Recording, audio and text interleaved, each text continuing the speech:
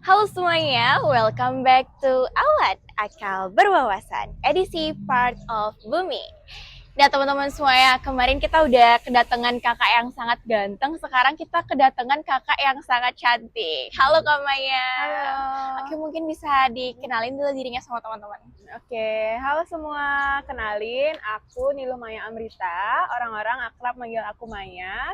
Dan saat ini aku masih menempuh pendidikan di Universitas Udayana, jurusan Psikologi semester 6. Oke, teman-teman, jadi Kak Maya ini pernah melakukan coaching klinik di Marching Band Esaba. Jadi kita akan tanya-tanya apa aja sih kira-kira materi yang Kak Maya berikan nih kepada teman-teman Marching Band di SMP Negeri 1 Bangli. Oke Kak Maya, waktu itu Kak Maya kan dapat ngajar ya di Marching Band Iya, Esaba. Kira-kira materi apa sih yang Kakak bawain untuk teman-teman di Marching Band? Kemarin itu materi yang kakak bawain itu tentang prokrastinasi. Sebenarnya itu diminta langsung dari kak Gantanya, jadi bukan kakak yang nyiapin gitu. Dan mungkin prokrastinasi itu relate ya sama adik-adiknya gitu, karena mereka juga antusias kemarin gitu. Ya prokrastinasi itu kan kalau kita ketahui tentang menunda-nunda gitu ya, simpelnya ya, tentang menunda-nunda, kemudian tentang melakukan pekerjaan tapi kitanya capek dan lain sebagainya gitu. Jadi itu sih kurang lebihnya yang kakak kasih di coaching klinik kemarin gitu.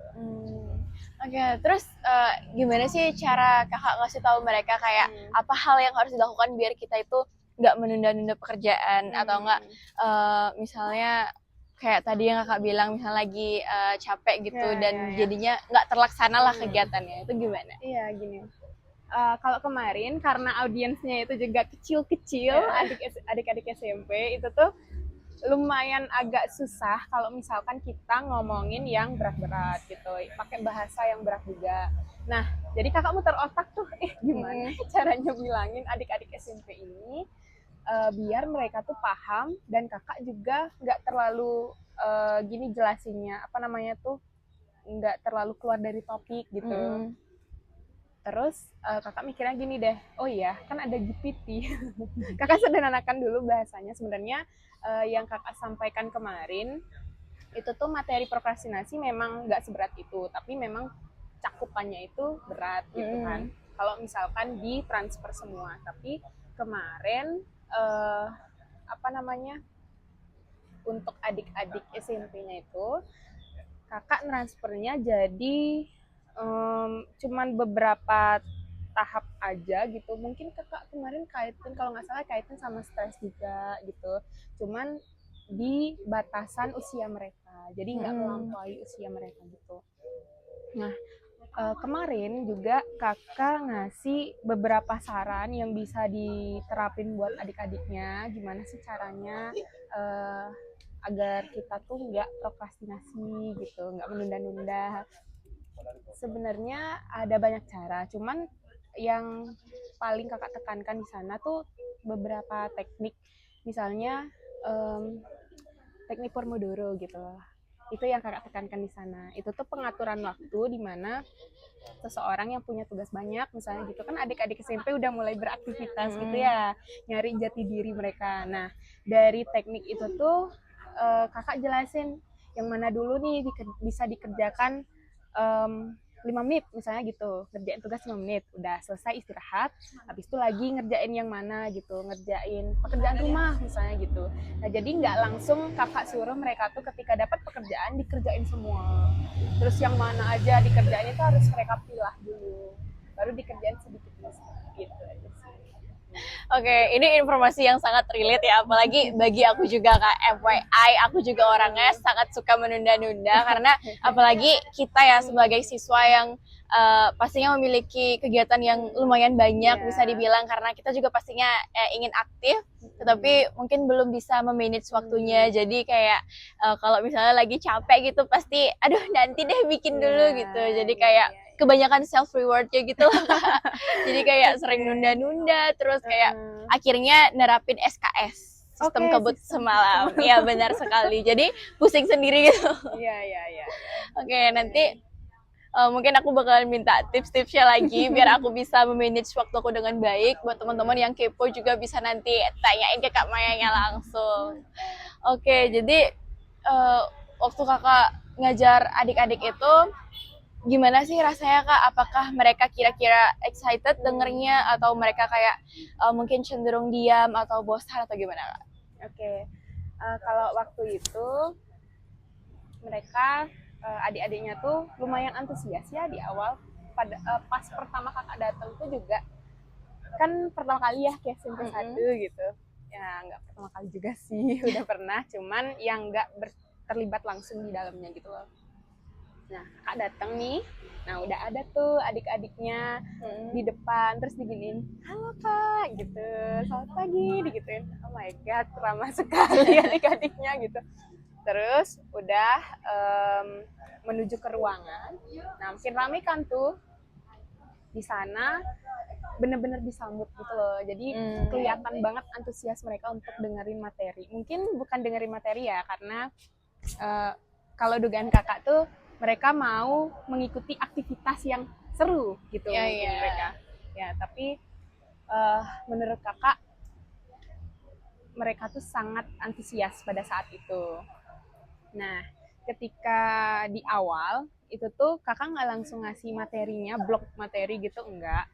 Cuma kakak kasih games kalau nggak salah waktu itu barang 5 menit atau ya pokoknya sebentar lah, jarak waktunya tuh sebentar. Habis itu kelihatan dah tuh mana yang antusias, terus mana yang mukanya agak bosen gitu, mukanya agak capek gitu, kelihatan. Nah, habis games itu baru kakak ngasih materi. Materinya nggak berat-berat dan kakak tuh lebih nerapin ke komunikasi dua arahnya. Jadi nggak hanya kakak aja yang ngasih mereka materi, ceramah itu enggak, tapi kakak tanya juga ke mereka, apa sih yang mereka pahami atau ketahui tentang prokrastinasi gitu, misalnya seperti itu. Ada kok beberapa yang mau angkat tangan, terus ada yang mau jawab. Kakak juga pantik pakai pertanyaan, kalau kalian misalkan disuruh ngerjain sesuatu sama ibu di rumah, apa sih jawaban kalian? Nah, kayak gitu misalnya. Hal-hal relate seperti itu tuh kadang buat mereka tuh lebih antusias gitu untuk apa istilahnya ya, menunjukkan diri lah atau eksis gitu ya. Nah, terus di pertengahannya ini udah yang agak kok diam semua gitu. Jadi agak susah gitu, gimana ya caranya nih biar adik-adik nggak istilahnya ngantuk gitu ya, dengerin kita ngomong. Nah, di sana mulai dah kakak sederhanakan lagi materinya tapi nggak menghilangkan poin-poinnya gitu. Biar mereka nggak lama juga dengerin ceramahnya, terus kakak juga bisa apa ya, make boundaries gitulah sama diri kakak sendiri gitu. Habis itu di terakhir karena kita ada sesi gamesnya juga, nah itu tuh paling seru, paling antusias mereka, paling apa ya, karena yang bisa jawab kakak kasih reward gitu kan. Jadi mereka saya kak saya gitu, Semua berebutan rewardnya. jadinya gitu. Soalnya kakak nggak mention reward gitu kan di awal, terus tiba-tiba yang bisa jawab kakak kasih, kaget mereka tuh. Ya jadi itu yang buat mereka antusias juga.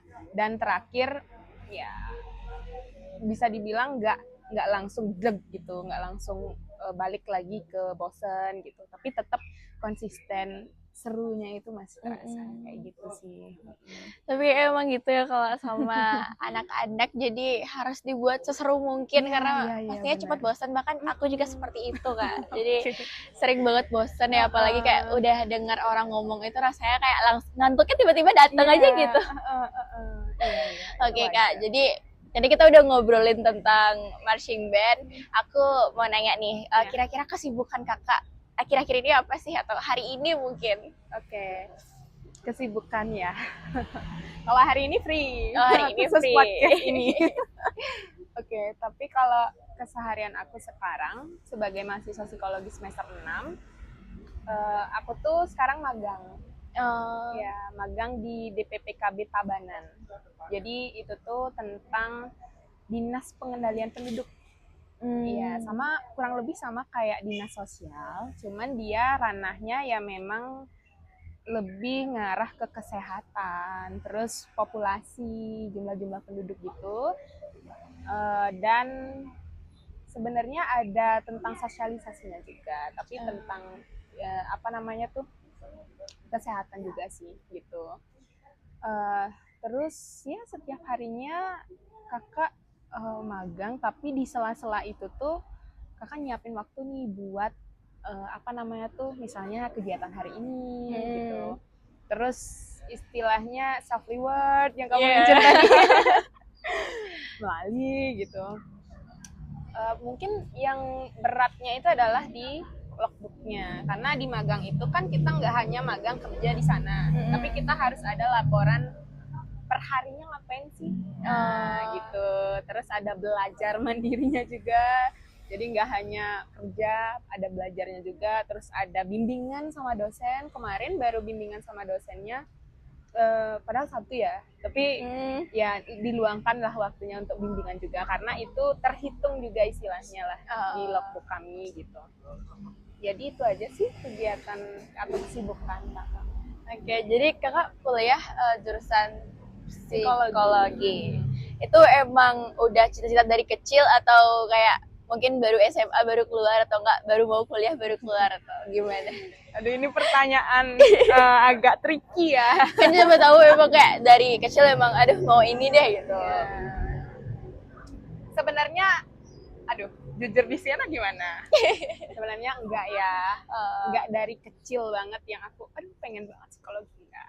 Tapi itu tuh mulai dari SMA. Fun fact-nya adalah, dulu tahu nggak cita-cita jadi apa? Apa? Chef. Beda banget ya. Iya deh. Chef ke psikologi itu beda banget. Nah, aku dulu tuh dari konsisten nih, SD, SMP, itu tuh masih chef gitu. Nah, semenjak SMA, awalnya karena aku sering dulu les bahasa Inggris. Aku minat tuh ke bahasa Inggris. Nah, nyari jurusan apa ya kira-kira kuliah nanti, sastra Inggris gitu awalnya. Nah, habis tuh tapi kok rasanya aku suka gitu dengerin cerita orang, terus suka nganalisis orang gitu. Apa sih nama ilmunya itu? Nah, aku cari di kelas 2 atau kelas 3 itu menjelang SNBP, bayangkan. Oh ya ampun. Ya itu udah mepet banget ke SNBP. Terus aku cari, oh iya psikologi namanya gini. Kok rasanya make sense banget ke aku, relate gitu. Aku nyari itu, searching informasi, tapi yang nggak terlalu mendalami banget dulu gitu kan. Carilah psikologi itu nanti outputnya gimana sih, pelajarannya apa aja gitu. Aku cari, habis tuh, dua jadinya pilihanku di SNBP. Sastra Inggris sama psikologi. Tapi anehnya, psikologi di pilihan pertama, bukan sastra Inggrisnya. Gitu. Jadi sastra Inggris di pilihan kedua. Jadi gini dah, aku pas mau masuk SNBP tuh gini. Ya, yang mana aja dah. Aku kan minat dua-duanya tuh. Ya, nanti kalau misalkan pilih psikologi ya sekarang, kalau misalkan sastra Inggris ya aku jalani gitu. Iya. Tapi ya memang minatnya lebih besar ke psikologinya. Makanya aku taruh di pilihan pertama. Nah, gitulah, maksudnya nggak langsung yang dari SD tuh. Ya nyari jati diri itu nggak segampang itu ya teman-teman. Ya kayak gitu. Kira-kira ada nggak keluh kesah selama menjalani perkuliahan di bidang psikologi, atau kayak enjoy banget karena emang itu kesukaan kakak? Okay. Tapi pasti ada aja nggak sih? Itu pertanyaan yang sering banget aku temui gitu, dengarkan. Gimana sih kuliah psikologi? Ada nyeseknya nggak? Ada gimananya nggak gitu? Sebenarnya ada teman-teman. Jadi kuliah itu memang bisa dibilang kalau menurut aku pribadi itu keputusan yang berat gitu. Keputusan yang ambil atau enggak pasti tetap ada risikonya gitu. Ya kayak gitu. Jadi kalau dibilang mau dimanapun kuliah itu pasti ada susahnya, ada senengnya, ada menderitanya. Kayak gitu. Nah, kalau aku di psikologi itu tuh di awal aku mikirnya ya bakal santai, relate kan sama kehidupan gitu. Jadi kayak oh bisa nih gini. Tapi ternyata ketika aku masuk tuh di psikologi, aduh kok kayak gini. Kayak gitu. Jadi mungkin bisa dibilang sistemnya ya. Sistemnya itu kan kita di psikologi UNED nih bernaungnya di FK gitu kan. Jadi segala hal, misalnya seperti tugas atau standarisasi apa ya, penelitian dan lain sebagainya itu distandarisasi tuh sama sistem FK-nya gitu. Jadi bahasa kita harus ilmiah banget. Terus cara menyampaikan juga harus nggak boleh tuh yang nggak pakai bahasa kedokteran istilahnya gitu lah. Bahasa psikologi tuh harus pakai bahasa psikologi gitu. Jadi effortnya di sana sih, harus mempelajari istilah-istilah jadi banyak gitu, cara komunikasi yang baik gimana kayak gitu.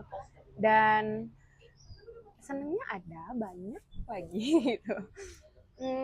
Senangnya itu di tugas-tugas yang relate banget sama kita.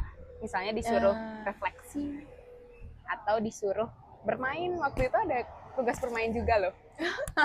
Iya, sumpah. Jadi kita tuh diminta buat project, tetap ada rancangannya buat projectnya, tapi kita tuh membuat suatu project bermain yang diberikan ke orang lain atau kita sendiri gitu. Jadi di sana sih senengnya. Terus pembahasannya juga kadang-kadang gini, oh ini relate banget nih sama aku, apa aku kayak gitu ya? Jadi ada diagnosa tiap harinya, ada memahami kayak kok gini ya gitu. Kadang-kadang bingung apa aku udah bener ya. Jadi terus mempertanyakan diri sendiri kadang gitu. Kalau misalkan nggak terlalu istilahnya nggak terlalu kuat gitu loh gininya, mentalnya. Jadi bakal ke bawah terus, alurnya bakal ke bawah terus. Tapi kalau misalkan kita bisa teguh gitu sama diri kita, bisa kok, oh ini gini, kan bukan berarti aku seperti itu misalnya. Ya. Kayak gitu sih. Berarti ada aja ya kalau kesahnya kayak walaupun gimana aja dan jurusan apa aja pasti memiliki suka dan dukanya gitu ya kayak. Kira-kira kalau belajar psikologi itu misalnya kalau lihat orang baru ini udah ngerti nggak langsung karakternya gitu? Aduh. Kayak tiba-tiba terbayang ini orangnya kayak gini gitu. Oke, aku jelasin. Oke. Enggak. Sebenarnya ketika kita lihat orang nih, orang baru, sebenarnya aku dari dulu suka kayak gitu kan. Cuman di psikologi tuh kayak jadinya lebih tahu caranya gimana gitu kan. Nah, di psikologi tuh kita ada belajar observasi dan wawancara. Nah, observasi itu kita melihat tindakan-tindakan seseorang atau perilaku yang mereka lakukan sehari-hari. Kayak bahasa-bahasa nonverbal mereka tuh kita amati banget. Gitu. Jadi kayak mereka ada sorot mata yang aneh dikit, itu ketahuan. Mereka kenapa gitu. Ada sorot mata sayu, misalnya baru ketemu orang nih, baru ketemu orang, terus lihat mereka tuh agak berair matanya atau gimana, atau bisa dibilang jutek gitu ya.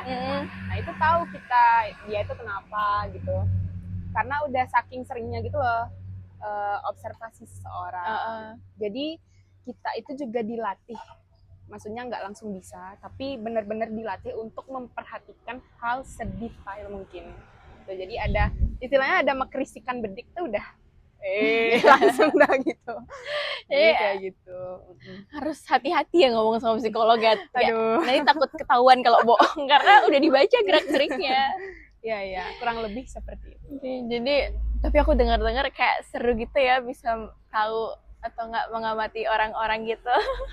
Ya, lumayan lah. Tapi agak berat di kita juga lah sebenarnya. Karena kalau kita lihat nih observasi orang, istilahnya gini, kadang ada satu titik kenapa ya aku mikirin dia gitu. Capek gitu, ada rasa capeknya tersendiri gitu loh di pikiran kita. Kan bukan, maksudnya istilahnya bukan tugas kita gitu. Untuk apa gitu. Tapi secara otomatis itu terjadi gitu loh. Iya. Orangnya kayak gini gitu. Jadi penuh pikiran kita. Terus apakah harus memiliki rasa sabar yang sangat tinggi, terutama kalau misalnya nanti udah mulai kerja atau nggak buka praktek gitu, pastinya banyak orang yang berdatangan untuk bercerita gitu kan. Apakah itu harus memiliki rasa sabar yang sangat tinggi untuk mendengarkan cerita dari mereka? Oke, kalau dibilang rasa sabar itu tentu. Sebenarnya kalau menurut aku, rasa sabar itu diperlukan di segala hal. Jadi nggak di psikologi aja gitu. Tapi kalau misalkan ini konteksnya adalah psikologi, itu sangat diperlukan.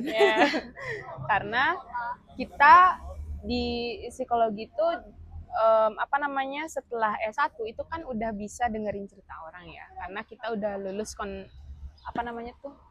mata kuliah konseling namanya. Itu tuh bisalah konselingin orang, tapi belum bisa kayak ngasih terapi itu belum bisa karena kita belum jadi psikolognya gitu kan. Nah, setelah itu tuh ya tentu bakal ada banyak orang seperti yang Isyana bilang tadi. Nah, sebenarnya yang dibutuhkan itu adalah rasa sabar dan pengendalian aja sih. Karena kadang-kadang ketika kita nggak punya pengendalian, tapi kita punya rasa sabarnya aja, itu bakal overload di kita. Kita cuma dengerin aja, walaupun kita sabar ya, tapi nggak ada pengendalian, kita bisa aja di satu titik misalnya kita konseling orang. Nah, itu tuh kita bisa kebawa sama ekspresi mereka, bisa kebawa sama pikiran mereka. Jadi ya sabar diperlukan, tapi pengendalian diri itu juga penting dilakukan gitu. Nah, terus ya sabarnya harus disabar-sabarin, dikuat-kuatin juga. Tapi itu perlu latihan, dan kalau misalkan udah sering bakal tahu kok ini caranya gimana. Sabarnya harus diletakkan di mana, pengendaliannya seperti apa.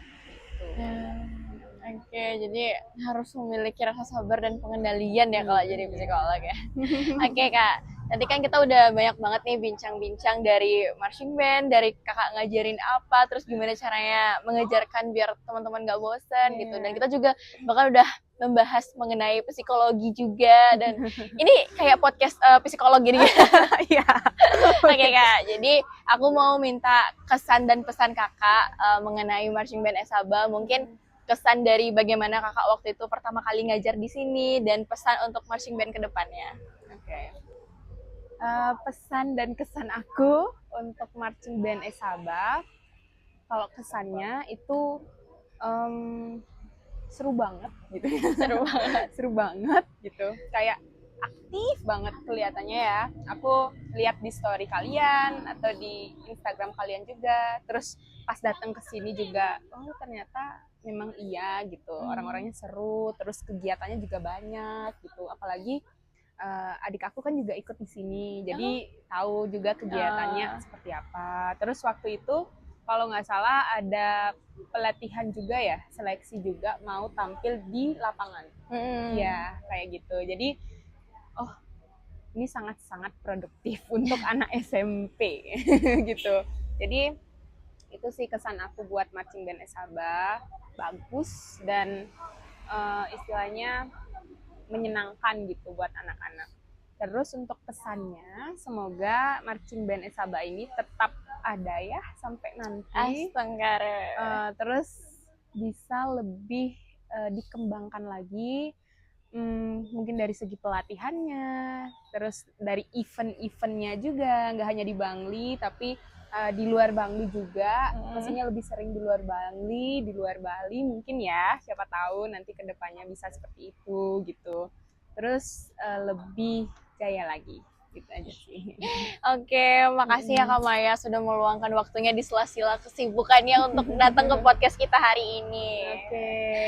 Oke, teman-teman semua ya. Jadi setelah banyak banget ya kita berbincang sama Kak Maya dari tentang marching band, terus kesibukan Kak Maya, dan juga tentang psikolog tadi ya. Oke, jadi kita dapat informasi yang banyak dan menurut aku menarik banget sih ya Kak ya. Oke teman-teman semuanya, sekian awan kita hari ini. See you the next video. Bye-bye. Bye.